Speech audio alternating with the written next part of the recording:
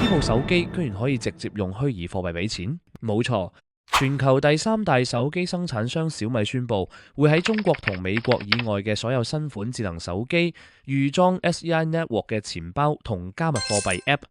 你要知道，小米佔咗全球13%嘅市場份額，呢個合作將會令 Sunny 直接接觸到數以百萬計嘅潛在用戶。